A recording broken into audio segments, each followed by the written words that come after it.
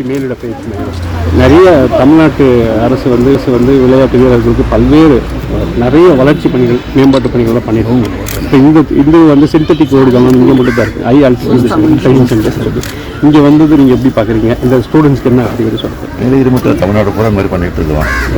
ஏற்கனவே 10 வருஷம் ஏடிஎம்கே ஆட்சி இருந்தப்போ ஸ்போர்ட்ஸ் மின்ஸ் யாருன்னு கேட்டால் சொல்ல முடியாது. இப்போ ஸ்போர்ட்ஸ் மின்ஸ் யாருன்னு உங்களுக்கு தெரியும். அதனால் நம்ம ஆட்சி வந்தது பிறகு நல்லா டெவலப் ஆகிட்டு இருக்கு.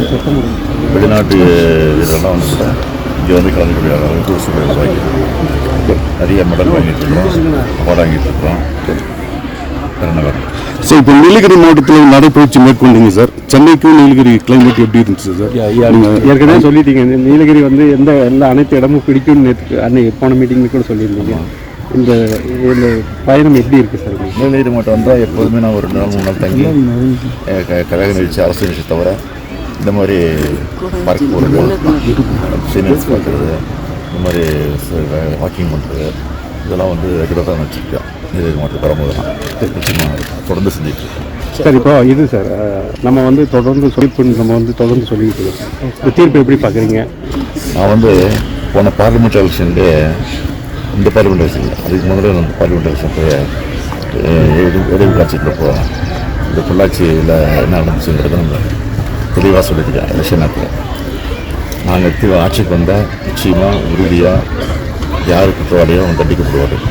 எப்படிப்பட்ட பொறுப்பு இருந்தாலும் சரி, எவ்வளோ பெரிய லட்சம் பொறுப்பு இருந்தாலும் சரி, நிச்சயமாக தண்டிக்கப்படுவார்னு சொன்னேன். அது நடந்திருக்கு. அதனால தான் அசம்பிளி கூட கடந்த சட்டமன்ற கூட்டத்தொடரில் அசம்பிளி கூட பேசும்போது இந்த ஆட்சியினுடைய எவ்வளோ ஆட்சிக்கு பொள்ளாச்சியே சாட்சி, பொல்லாத ஆட்சிக்கு பொள்ளாச்சி சாட்சின்னு சொல்லியிருக்கேன். இதுதான் நடந்திருக்கு. தமிழ்நாடு கொலை கொள்கை வழக்கு இதே மாதிரி இருக்குமா சார்? அதுவும் போயிட்டுருக்கு. அதுவும் இந்த புதிய தண்டனை வழங்கப்படும். சார், பழனிசாமி வந்து எடப்பாடி பழனிசாமி எதிர்கட்சியில் வந்து தான் இதுக்கு காரணம்னு சொல்லிட்டு இருக்காரு. அதே மாதிரி அமித்ஷா போய் பார்த்துட்டு இருந்தார். ஏன் பார்த்தாருன்னு நாட்டுக்கே தெரியும்.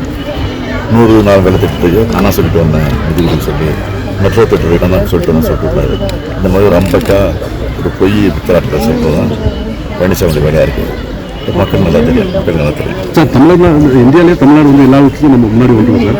இப்போ சமீபத்தில் கூட இந்த ஆப்ரேஷன் சிந்தூருக்கு சார் தலைமையில் ஒரு பேரணி போய் நல்ல வெற்றிகரமாக முடிஞ்சிருக்கு சார். ஆனால் அதிமுக செல்வராஜ் வந்து ராணுவ வீரர்களாக தெரிய நாட்டுக்கு தெரியும். கோமாளிங்க அவர் அதனால் பெருசுப்படுத்த வேண்டியதில்லை. நான் பெருசுப்படுத்த விரும்புகிறேன். சார், ஆப்ரேஷன் சிந்தூர் எப்படி சிறப்பாக இருந்துச்சு. அதுக்காக தான் நாங்கள் வந்து ஆதரவு தெரிவித்து எங்களுடைய உணர்வை வெளிப்படுத்தோம். Sir, thank you sir.